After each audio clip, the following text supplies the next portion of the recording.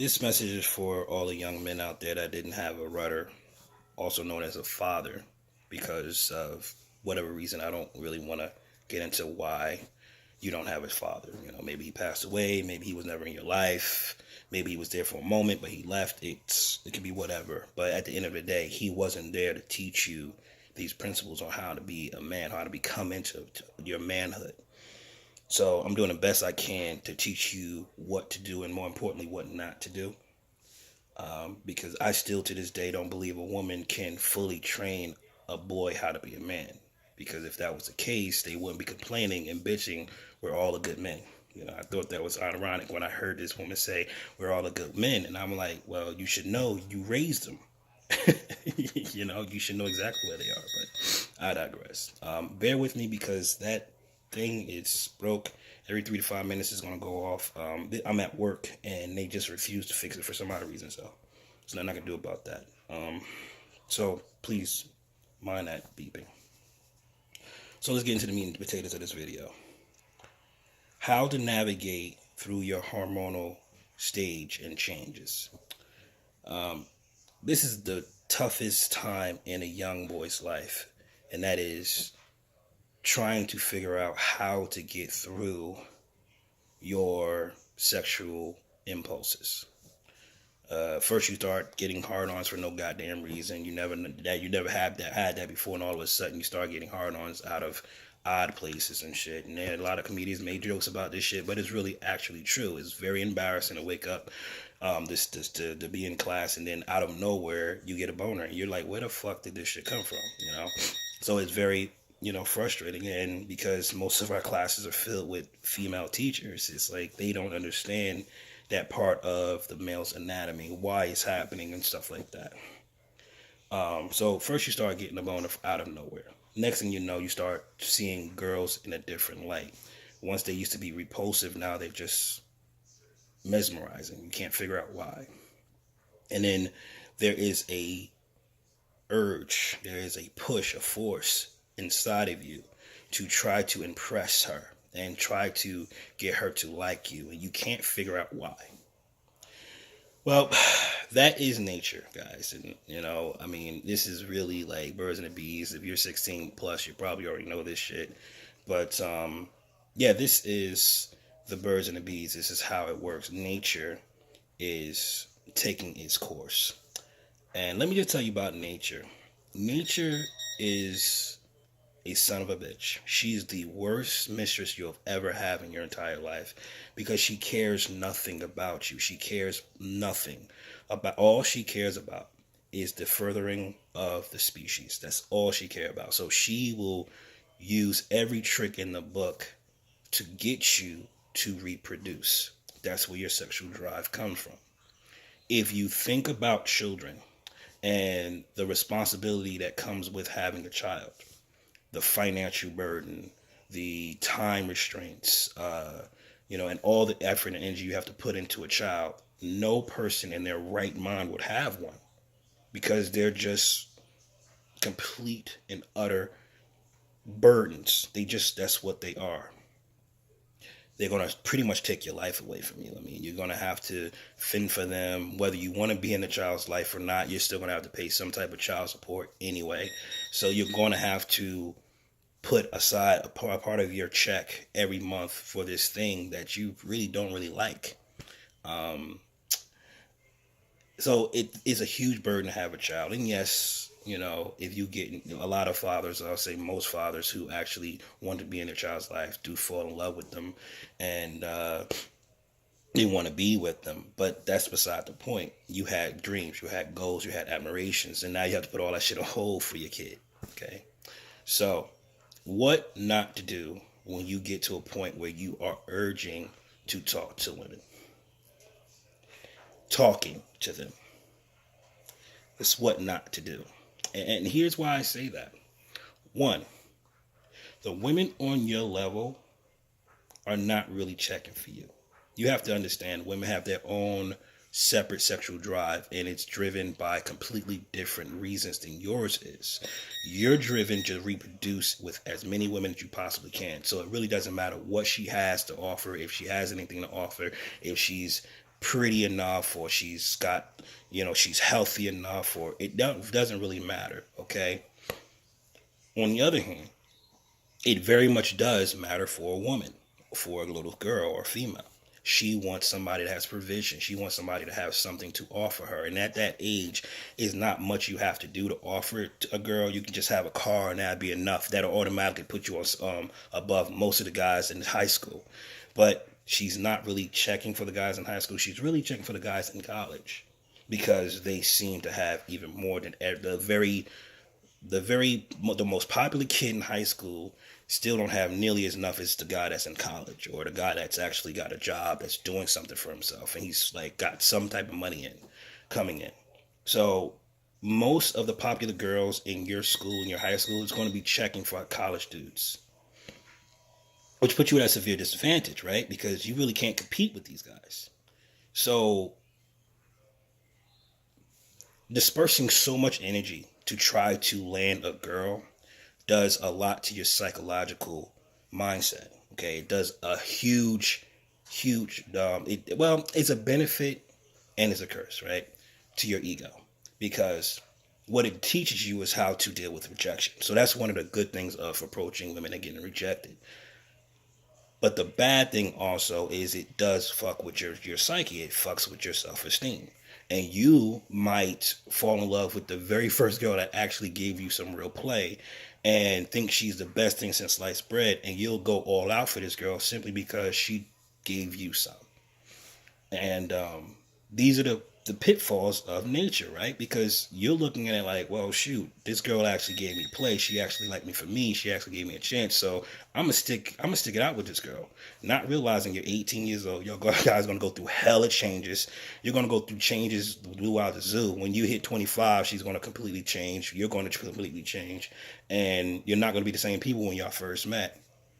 But you, being driven by your sexual drive and driven by nature, you're going to make the biggest mistake and possibly get her pregnant, which is the one thing you don't want to do. So, in a way, getting rejected is a good thing. It does get you prepared for life. And I'm not saying that you shouldn't go out to be rejected. What I am saying is you should be armed with the tools and the knowledge to know what's going on. Okay, I know why I feel the way I feel. I know what's driving me. I know that these emotions are here to push me forward, to do the bidding of nature. Now that I know that, I can combat that with logic, with reason. I can say, I'm not going to fall in love with this girl, or I'm not going to allow myself to get this girl pregnant, or go only solely with this girl, because who knows what's going to happen in 5 years or 10 years or 15 years? Who knows? I might be in a completely different situation. I might be a very wealthy man and I can have the pick of any girl that I want, but I'm stuck to this girl. And it's so much stuff that you need to really, really dissect, because again, you're not going to be the same person that you are now when you're 25, and you're not going to be the same person at 30 that you was at 25. You're just going to keep evolving.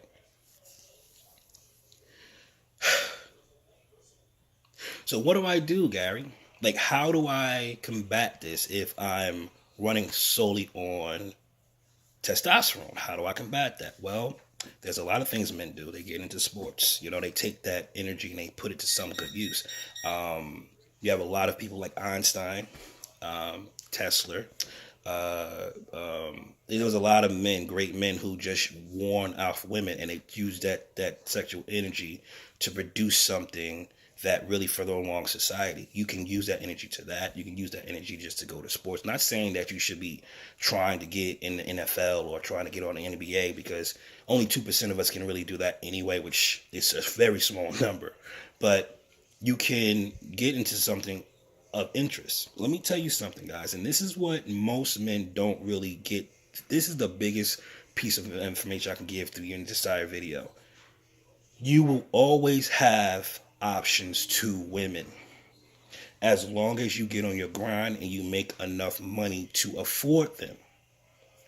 You said it again. You're going to always have options to women, as long as you get on your grind and make enough money to afford them. You can go and reach back at 35. You can reach back for the 18-year-olds that did not pay attention to you in high school, the 19-year-olds or the 20-year-olds or the 25-year-olds who are looking for something meaningful. You can reach back and grab when you're 35 years old, but you cannot reach up from 25. You just can't. It's not possible. Women are not looking to go down. You have to understand, women date up, men date down. So you should be up there by the time you get to the woman you're trying to be with.